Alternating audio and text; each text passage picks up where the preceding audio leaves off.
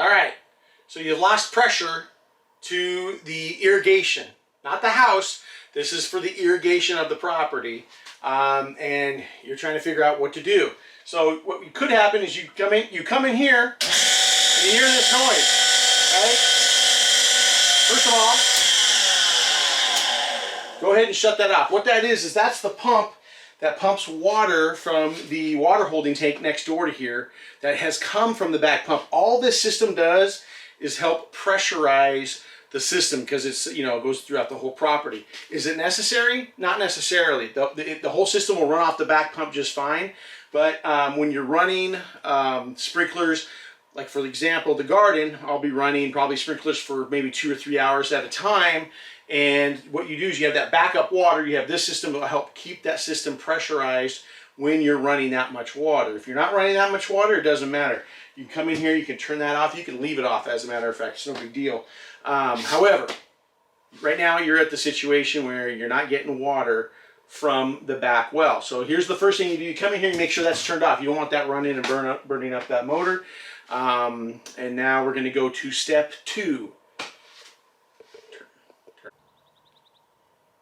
All right, so we're going on to step 2. You've lost pressure to the irrigation system, and as you go around the property, all of the faucets throughout the property, anything attached to the house goes through the house.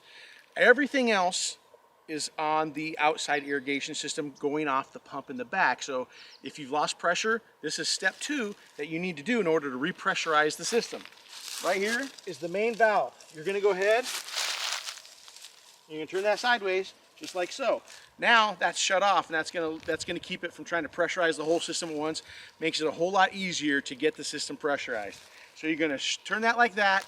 Now we're gonna go ahead and we're gonna go to step number 3.